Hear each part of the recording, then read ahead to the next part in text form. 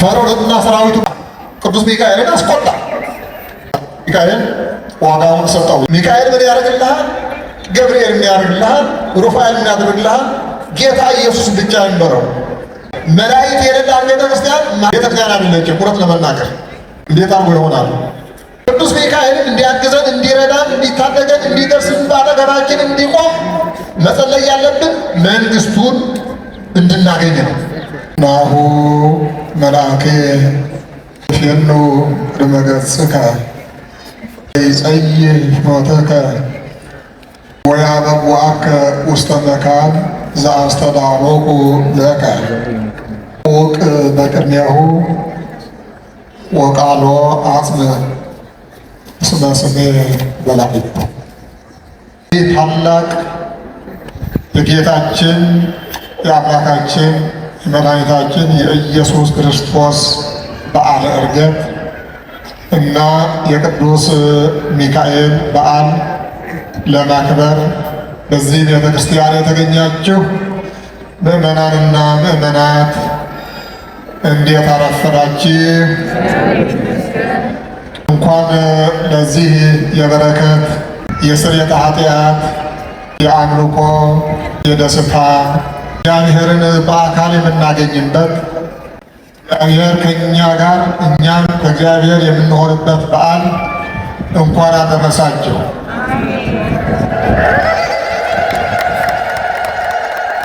መልአኬን በፊትህ እልካለሁ፣ መንገድህን የሚጠርግ ወዳዘጋጀሁልህ ስፍራ የሚያደርስህ። በፊቱ ግን ተጠንቀቅ፣ ቃሉንም አድምጥ፣ ስሜ በእርሱ ላይ ነውና። ኦሪት ዘጸአት 23:20 ላይ እናገኘዋለን። ዛሬ እግዚአብሔርና ቅዱስ ሚካኤል እንደዚሁ ሰዎች የሰሩት የተገናኙበት ታላቅ የሆነ መልእክትን ያስተላለፉበት መነሻ በማድረግ የምናከብረው በዓል ነው። በዓሉ በዋናነት የጌታችን የአምላካችን የመድኃኒታችን የኢየሱስ ክርስቶስን ዕርገት በከፍተኛ ደረጃ የምናስብበት ነው። በቁጥር 1 በሁለተኛ ደረጃ ቅዱስ ሚካኤል ጌታችን በሚያርግበት ጊዜ ተገልጦ ለእኔም ለእናንተም የተናገረው ያስተላለፈው ቋሚ የሆነ መልእክት ከአምላክ የተቀበለው መልእክት ሁሌም በአእምሯችን መመላለስ ያለበት ለአፍታ እንኳን ልንረሳው የማይገባን መለኮታዊ መልእክት በቅዱስ ሚካኤል የተነገረ መልእክት ስላለ እሱን መነሻ አድርገን ቅዱስ ሚካኤልንም አስበን አክብረን እንውላለን። ቅዱሳን ሐዋርያትም የቅዱስ ሚካኤልን ድምፅ የሰሙበት ሰምተው በተግባር የፈጸሙበትና ዓለምን የቀደሱበት እኔንም እናንተንም ለዚህ ታላቅ ክብር ያበቁበት ታላቅ ድርጊት ስላለ እነዚህ በሙሉ ተጣምረው ነው ዛሬ ይህንን በዓል የምናከብረው። ከዚሁም በተጨማሪ ቅዱስ ሚካኤል እግዚአብሔር ተልኮ ባህራንን ከሞት ያዳነ እግዚአብሔርን የምናመሰግንበት ቅዱስ ሚካኤልንም የምናስብበትና እኛንም እንደ ባህራን እንዲደርስልን እንዲታደገን እንዲያድነን የምንማጸንበት ቀን ነው። በመጨረሻም ቅድስት አፎሚያን በተመሳሳይ ዲያብሎስ አታሎ አጭበርብሮ ሊጥላት ኃጢአት ሊያጠምዳት ብዙ ሲታገላት ከከረመ በኋላ ቅዱስ ሚካኤል ደርሶ ከጥንተ ጠላታችን ከዲያብሎስ ፈተና የገላገላትና አቅፎ ደግፎ በአሸናፊነት እንድትወጣ ያደረገበት ቀን እናስባል። እኛንም እንደ ቅድስት አፎሚያ እንዲደርስልን ከዲያብሎስ አሽክላ እንዲታደገን ዲያብሎስንና ተግባሩን ሰባብሮ እንዲያጠፋልን የምንማጸንበት የምንለምንበት ለቅድስት አፎሚያ የደረሰ ቅዱስ ሚካኤል ለእኛም ለእያንዳንዳችን እንዲደርስልን የምናስብበትና የምንማጸንበት ነው። ሌላው ደግሞ ኢትዮጵያዊው ታላቅ ጻድቅ እና ንጉሥ ቅዱስ ላሊበላ በዛሬው ዕለት በዚህ ዓለም በዕረፍተ ሥጋ የተለየበት ቀን ስለሆነ ቤተክርስቲያናችን አስባው ትውላለች። በቦታው በቅዱስ ላሊበላ ከተማና ደብር በከፍተኛ ደረጃ በገና ከሚከበረው በተጨማሪ ዛሬም በከፍተኛ ስነ ስርዓት የሚከበር ነው። እነዚህ ሁሉ የምናስብበት ነው ቆም ዛሬ እነዚህን ሁሉ። ስለዚህ ምንድን ነው ከዚህ የምንመለከተው? እግዚአብሔር እና መላእክት እና ሰዎች የምንገናኝበት መስመር እንዳለ ነው። እማንለያይ ነው። እግዚአብሔር በንጉሥነት በአምላክነት በሁሉም አዳኝነት ቅዱስ ሚካኤልን ይልካል። ቅዱስ ሚካኤል ወደኛ ይላካል። የእርሱ ሰራዊትም በሙሉ ወደኛ ይላካሉ። እኛ ደግሞ በእነርሱ እንጠበቃለን፣ እንረዳለን፣ እንታገዛለን፣ እንድናለን። ይሄ ቀዋሚ የሆነ የመጽሐፍ ቅዱስ አስተምሮ ነው። በአጠቃላይ መላእክት ይላካሉ። ወደ ማን? ወደ እኛ ተልከው ያድኑናል፣ ይረዱናል፣ ይጠብቁናል። እንዳንወድቅ ለባህራን እንደደረሱ ባህራንን እንዳዳነ አፎሚያን እንዳዳነ እኛንም እንደዚሁ ያድኑናል። ስለዚህ እኛ የድህነቱ መዳረሻ ነን ማለት ነው። የድህነታችን መነሻ እግዚአብሔር ነው። መገስገሻው ቅዱሳን መላእክት አሉ። የድህነቱ መዳረሻ ደግሞ እኛ የሰው ልጆች ነን ማለት ነው። ስለዚህ እግዚአብሔር አስቀድሞ በእኛና በመላእክት መካከል ያለው ግንኙነት ጤናማ እንዲሆን ኦሪት ዘጸአት 23:20 ላይ እነሆ መልአኬ እልካለሁ። ምን ሊያደርግ? መንገድህን ሊጠርግልህ። ስመ ለመላእክቲሁ የዞሙ በእንቲአከ ከመ ይቀውከ በኩሉ ፍናዊከ ወበእደዊሆሙ ያነሱከ ከመ ይትጣቀፍ በእብን እግርከ። መላእክቱን እኮ ወደ አንተ ይልካቸዋል። ታውቃለህ? በመንገድህ ሁሉ በተወሰነ መንገድ አይደለም፣ በተወሰነ ስፍራ አይደለም፣ በተወሰነ ቦታ አይደለም።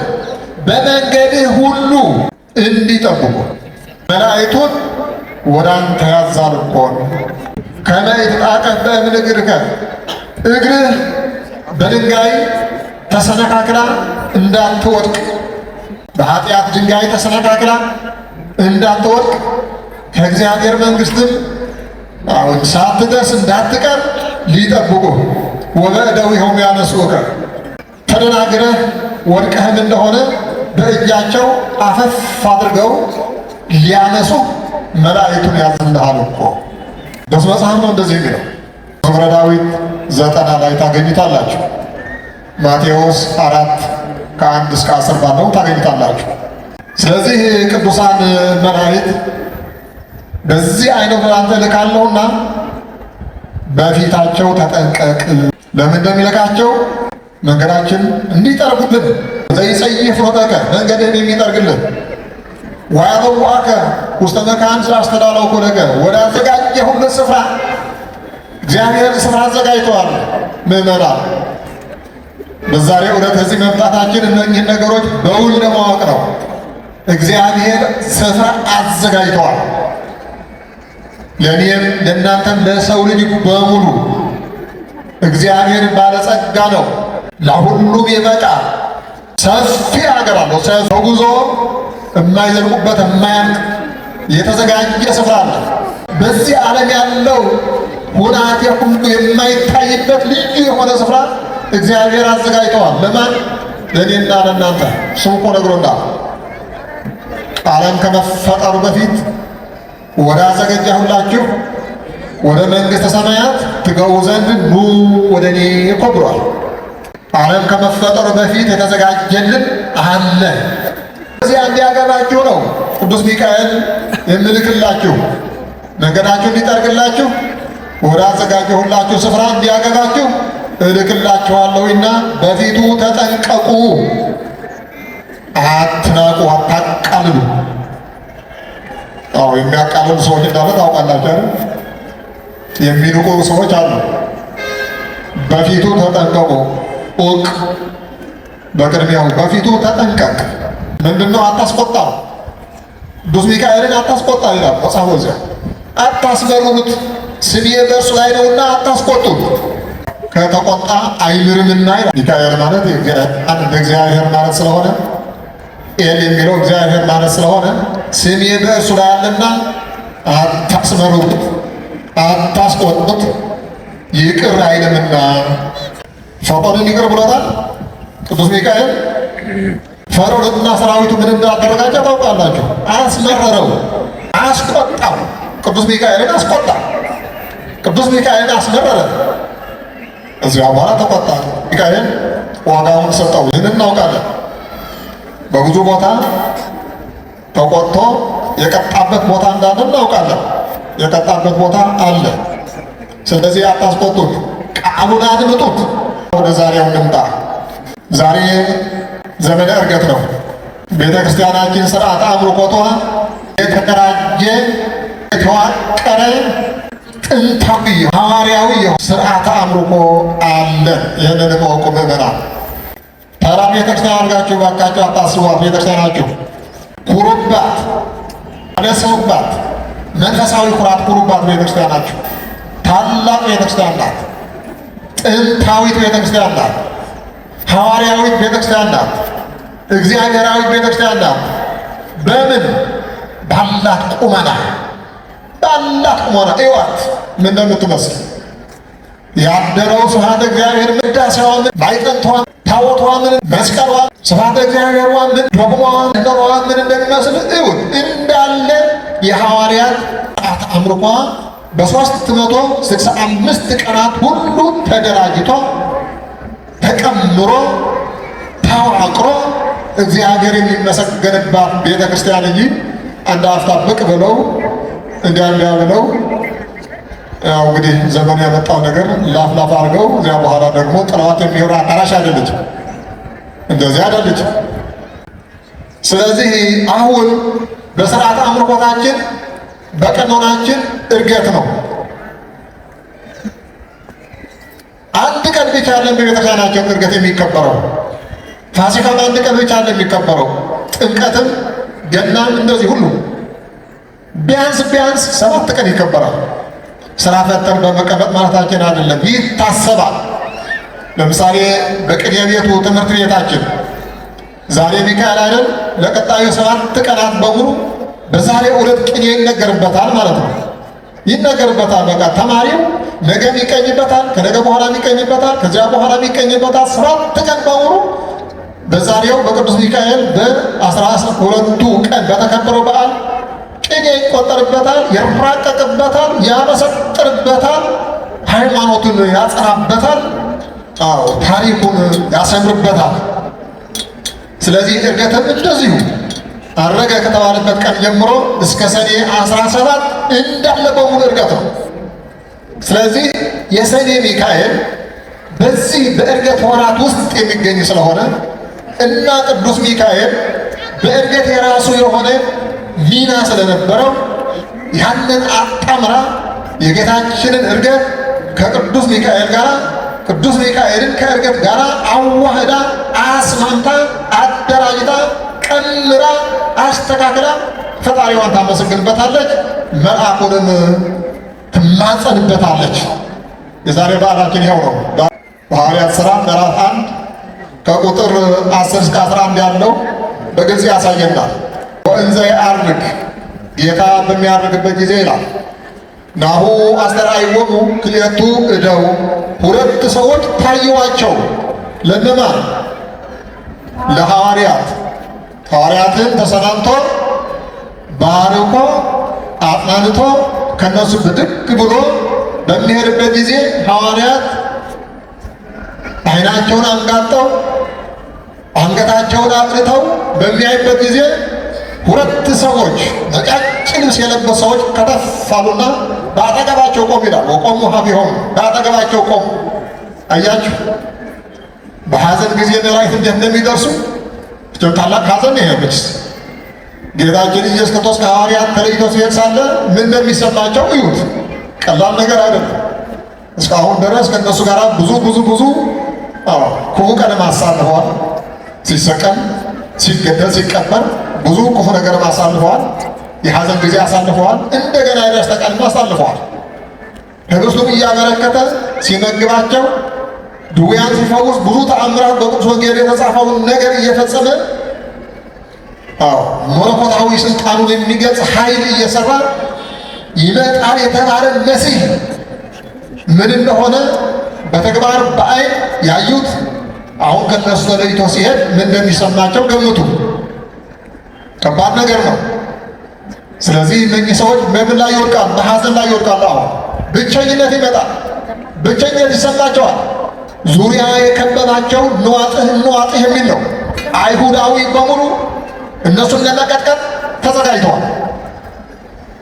ተነሳ ብለው ሲያስተምሩ አንገታቸው እንደሚቀላቸው ያውቃሉ።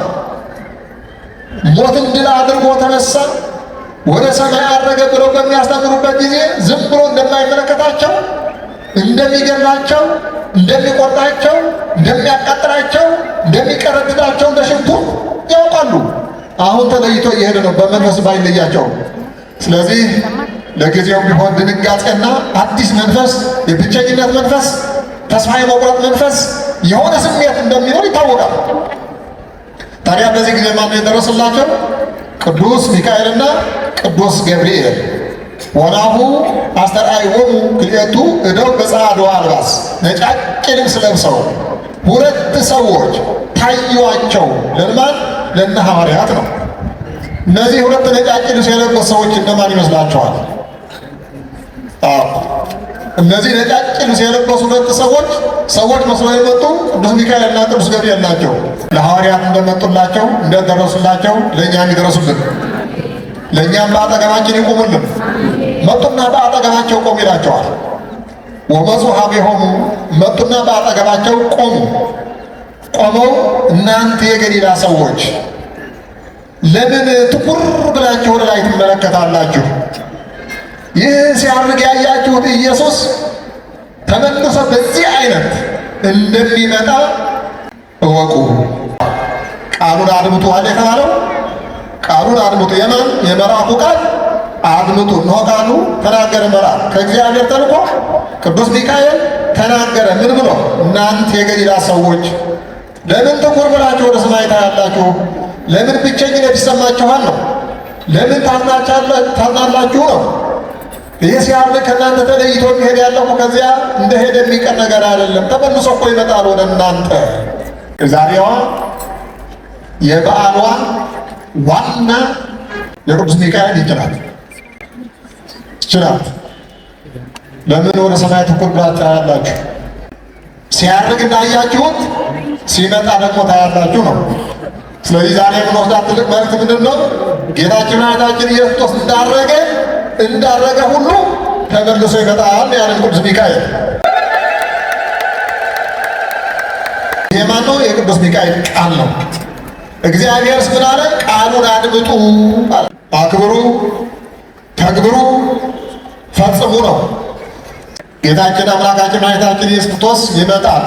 ለነገሩ ገና ከማድረጉ በፊት በወንጌል በደንብ አድርጎ አስተምሮ ጨርሷል። እሱ የሙት ልጆች ተሆኑ ዘንድ ብቻችሁን አልተዋችሁም፣ ካይበ መጽእ ወነሣእክሙ እንደገና ተመልሼ እመጣለሁ፣ ወነሣእክሙ ወስዳችኋለሁ፣ ከመ ትሐልዉ ምስሌ በመንግሥተ አቡየ ዘበሰማያት በአባቴ በሰማያት በሰማያዊ መንግሥት ከእኔ ጋር ትሆኑ ዘንድ ተመልሼ መጥቼ ወስዳችኋለሁ። የክርስቲያን ተስፋ ይሄ ነው ምእመናን።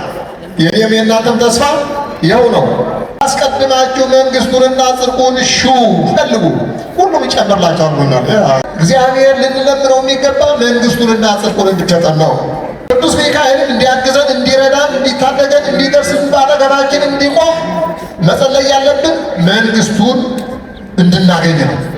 ጽድቁን እንድናገኝ ነው። የመጀመሪያ በቁሳዊ ነገር፣ በስጋዊ ነገር፣ በጊዜያዊ ነገር፣ በዚህ ዓለማዊ አስተሳሰብ ተውጠን የሰማዩ ነገር እንዳያመልጠን። ለዚህ ተመልሼ እመጣለሁ አለ ጌታችን ኢየሱስ ክርስቶስ። ቅዱስ ሚካኤልንም ይኸው ነው የተናገረው። ተመልሶ ይመጣል ለሁላችሁ፣ ለእናንተም ተመልሶ ይመጣል። ተስፋችን ይኸው አይደል? ይመጣል እኮ ነው። መጥቶ ምንድን ነው የሚሰራው? እነሳኩም አለ እኮ ወስዳችኋለሁ። ወዴት? ወደ አባቴ መንግስት። ለምን? ከዚያ ከኔ ጋር እንድትኖሩ። አያችሁ፣ ተጠብቆልን ያለ ይኸው ነው። ወዳዘጋጀሁልህ ስፍራ እንዲያገባ መልአኬን ልኬልሃለሁ አለ። ስለዚህ በመላእክትና በእኛም በእግዚአብሔርና በሰዎች መካከል ያለው ግንኙነት የማይበጠስ ነው። ይህንን ይኸው ቤተ ክርስቲያን ማለት ማህበረ መላእክት፣ ማህበረ ቅዱሳን፣ ማህበረ ነቢያት፣ ማህበረ ሐዋርያት፣ ማህበረ ምዕመናን ማለት ነው። ቤተ ክርስቲያን ማለት መላእክት የሌላት ቤተ ክርስቲያን አይደለችም። እውነት ለመናገር እንዴት አድርጎ ይሆናል? የእግዚአብሔር ከተማ እኮ ናት ቤተ ክርስቲያን። እርሱ በንጉሠ ነገሥትነት፣ መላእክት በተላላኪነት፣ እኛ ደግሞ እንደገና በወራሽነት አብረን የምንኖርባት ዘላለማዊ ቤታችን ሆናት መንግሥተ ሰማያት። እግዚአብሔር ያለያየን ማን ነው የሚለያየን? ሚካኤል ምን ያደርግልሃል? ገብርኤል ምን ያደርግልሃል? ሩፋኤል ምን ያደርግልሃል? ጌታ ኢየሱስ ብቻ ይንበረው። ጌታ ኢየሱስ የራሱ ቦታ አለው፣ የራሱ ደረጃ አለው። ጌታ ኢየሱስ አምላክ ነው፣ አዳኝ ነው፣ ቤዛዊ ነው፣ ፈጣሪ ነው፣ መለኮት ነው፣ ምሉ ነው፣ ጽፉ ነው። በፈጣሪነት ደረጃ ነው እሱ የሚካኤል አለቃ ነው። ጌታችን አምላካችን መድኃኒታችን ኢየሱስ ክርስቶስ የሚካኤል አለቃ ነው። ያለ ቦታው ዝም ብሎ ድብልቅልቅ ማድረግም ትክክል አይደለም። መላእክት በደረጃቸው፣ ኢየሱስ ክርስቶስ በደረጃው፣ ቅድስት ድንግል ማርያም በደረጃዋ፣ ቅዱሳኖቹ በደረጃቸው። ደረጃ ያለው ሁሉ ዝም ብሎ ድብልቅልቅ ያለ ነገር ኢየሱስ ክርስቶስ አልቀበልም የሚል ኦርቶዶክስ አለ እንዴ? ምዕመናን ብላችሁ ታውቃላችሁ? በማን ተጠምቀን ነው? የማን ስጋ በልተን ነው? የማን ደም ጠጥተን ነው? በማን ነው የዳነው? በማን ቤዛነት? ቤዛችን ኢየሱስ ክርስቶስ አይደል? ይሄ ለጥያቄ አይቀርም፣ ለድርድርም አይቀርም። የመላእክቱ ከኢየሱስ ክርስቶስ፣ የኢየሱስ ክርስቶስ ከመላእክቱ ጋር መደበላለቅ ማደናገር ነው። ይሄ ኦርቶዶክሳውያን ለማደናገር የሚደረግ አጉል ተንኮል ካልሆነ በስተቀር ሚካኤል ደረጃው ሌላ፣ ኢየሱስ ደረጃው ሌላ፣ ድንግል ማርያም ደረጃዋ ሌላ፣ መላእክት ደረጃቸው ሌላ፣ ቅዱሳን ደረጃቸው ሌላ፣ እኛ ደረጃችን ሌላ። እኛ እንኳን ከዚህ ያለ ደረጃ አለን አይደል?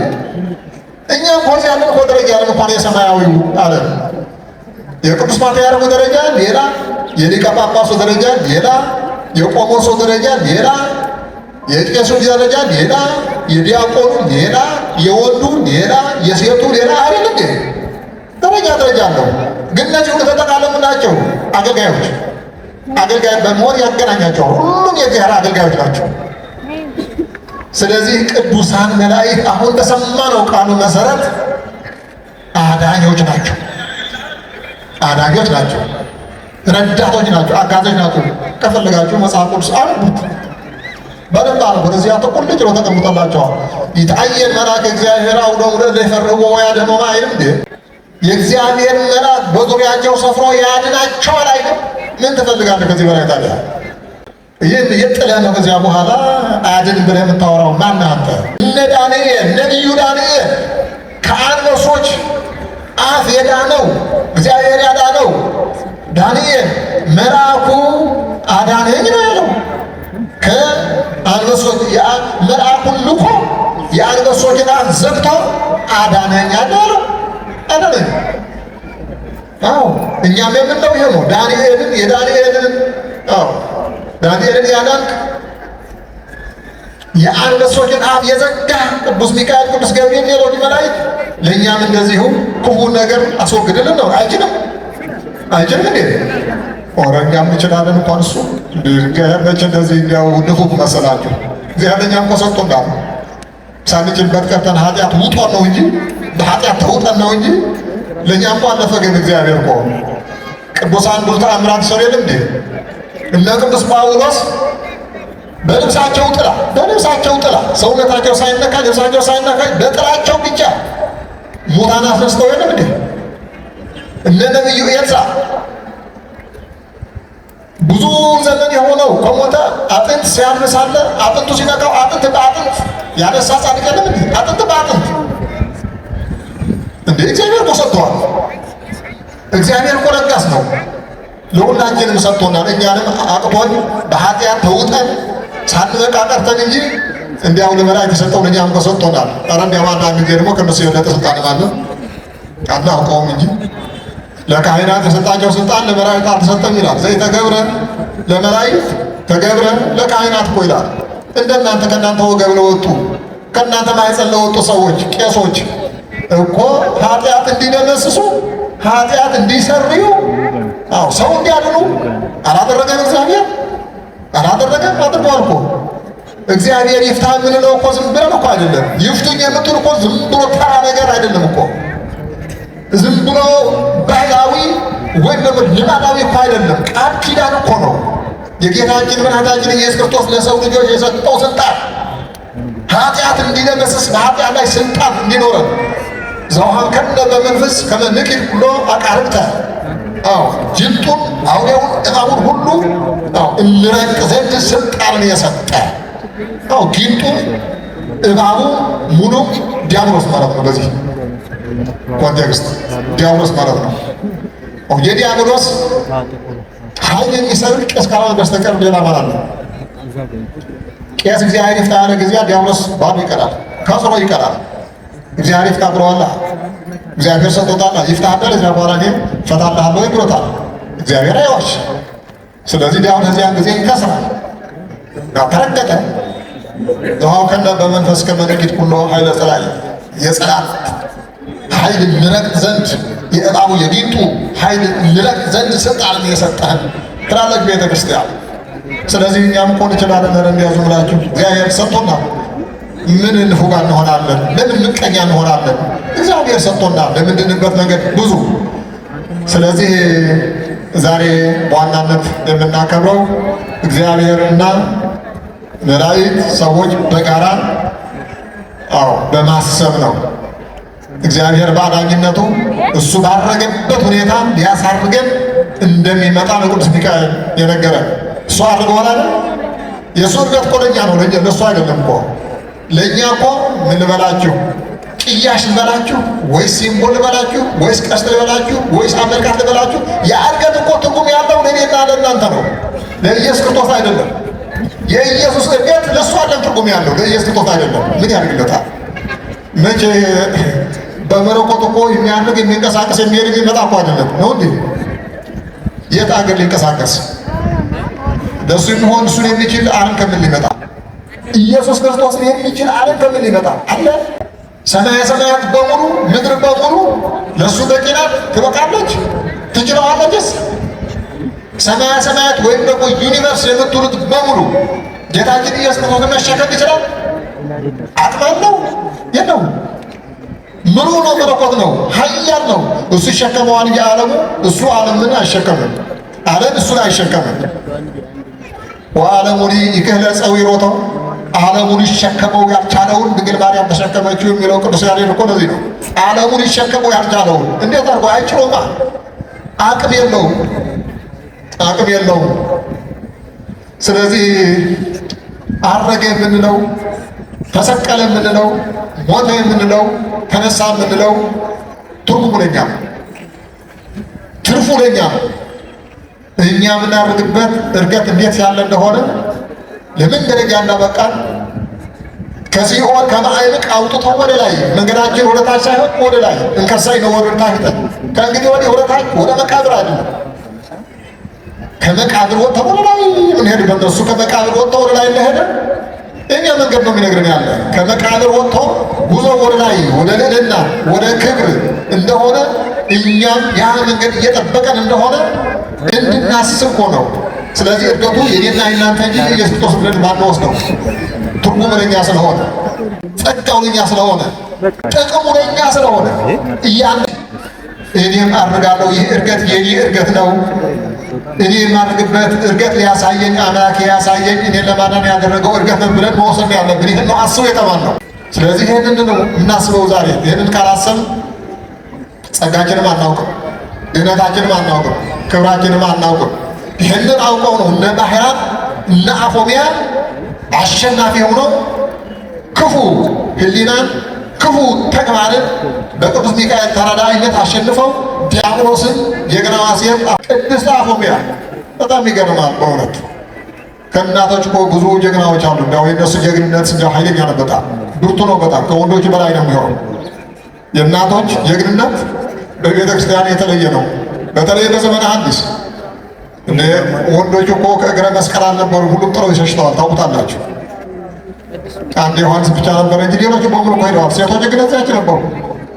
ሲንገላታም አብረው እንዲያው መሐረማቸው ይዘው ላቡን እየጠረጉለት እየሳሙት ዋይ ዋይ እያሉ እያለቀሱ አልተለየቱም እኮ ጀግኖቹ ሴቶች። በትንሣኤ ዕለትም እኮ በሌሊት ገስግሰው ወደ መቃብሩ ሂደው ትንሣኤውን ያዩ ሴቶች ናቸው። ስለዚህ እነ አፎሚያም የነሱ ተቀጥላ ናቸው። እንደዚህ ያሉ ጀግኖች እናቶች ዛሬ ታስፈልጉናላችሁ። እናቶቻችን እንደነ አፎሚያ መሰሉ የአፎሚያ ታሪክ እየተረክን አንኑር። እኛም አፎሚያ እንሆን፣ እኛም አፎሚያ የዛሬ አፎሚያዎች እንሆን።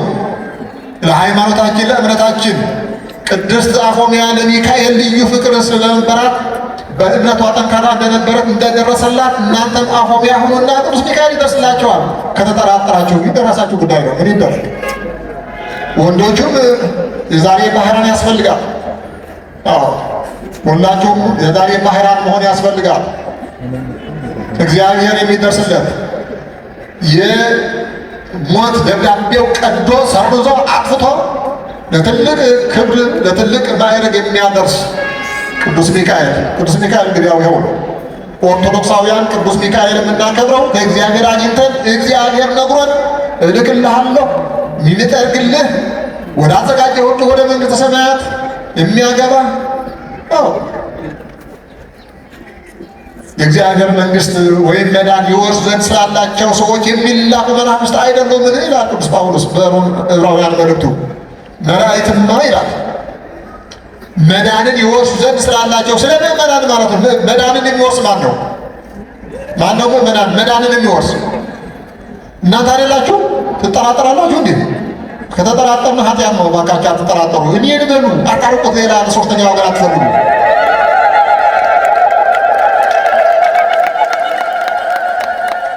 ብዙ ጊዜ የሚነገር ነገር የሚተረክ ታሪክ የሚሰጠው ትምህርት ለሌላ ሰው ለአፎሚያ ለብቻው አድርጋችሁ አትውሰዱት። ለእኔ ብላችሁ ውሰዱት።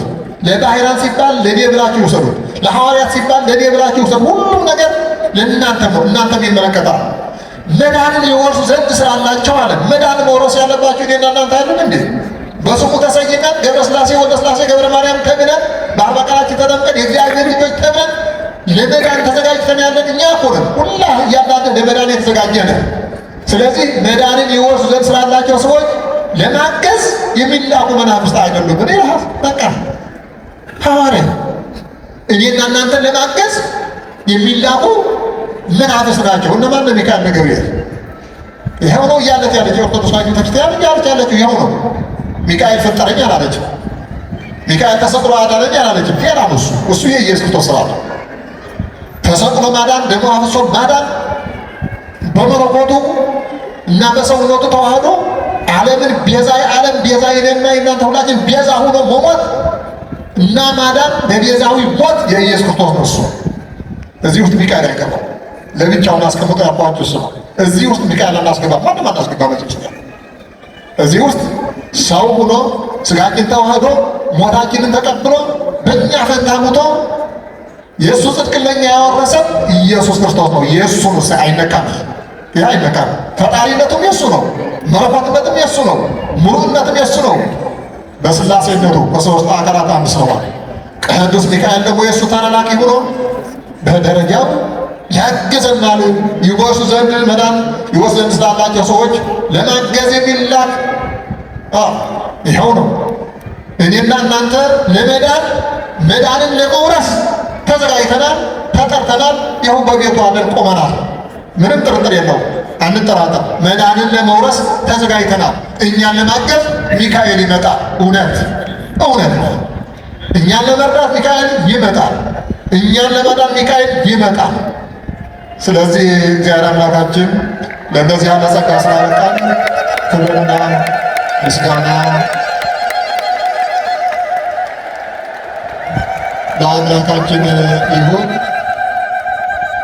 መንገዳችንን በድል አድራጊነት ቅዱስ ሚካኤል እየጠረገልን ወደ እግዚአብሔር አምላካችን ወደ አዘጋጀልን መንግሥት መድረስ እንድንችል በእምነት እንበርታ፣ በጸሎት እንበርታ፣ በአምልኮት እንበርታ፣ በሃይማኖት እንጠንክር፣ በቤተ ክርስቲያን እንኑር። ጌታችን ኢየሱስ ክርስቶስ ሲሄድ ሳለ ሲያርግ ሳለ ብዙ ነገር የተናገረውና አንትሙሰ ንዑሩ ሀገረ ኢየሩሳሌም እስከ ትለብሱ ኃይለ ማርያም፣ በኢየሩሳሌም ኑሩ፣ በኢየሩሳሌም ኑሩ። እኔና እናንተ ሁላችን በኢየሩሳሌም ኑሩ።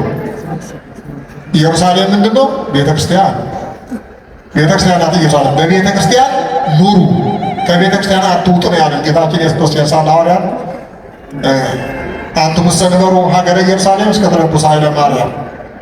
አርያማዊ ላዕላዊ ክብር አግኝተን በመንግስቱ እስክንኖር ድረስ ከቤተ ክርስቲያን መለየት የለብንም። እግዚአብሔር አምላካችን ሁላችንም ለዚህ ያውቃል። እግዚአብሔር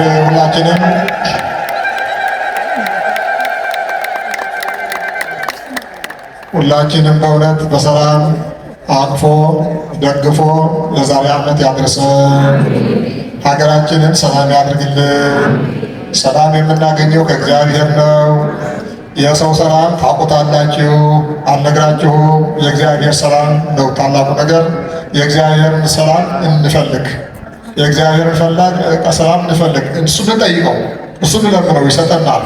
ስለዚህ ለሀገራችን ሰላምን እንለምን። ለሀገራችን አንድነትን፣ ፍቅርን፣ ስምምነትን፣ መረጋጋትን በእውነቱ የተስተካከለ ማህበረሰብ ከልዩ ልዩ መከራ የዳነ ማህበረሰብ፣ ጤናማ ማህበረሰብ፣ በኢኮኖሚም የዳበረ በሃይማኖቱም የጠነከረ ማህበረሰብ ያስፈልገናል። ኢኮኖሚም ያስፈልገናል። ምክንያቱ ችግር መጥቶ ስለሆነ ኢኮኖሚም ያስፈልገናል። ጠንክረ ሰርተን የምናገኝበት የበረከት አገር ያድርግልን። ሃይማኖታችንንም እንደዚሁ እንደተከበረ እንደወደድነው አምላካችን የወደደን ያህል እኛም ወደነው ከእርሱ ጋር ጸንተን እንድንኖር የአምላካችን እግዚአብሔር ቅዱስ ፈቃዱ ይሁንልን። ቅዱስ ሚካኤል በተራዳኢነቱ አይለየን። አሜን።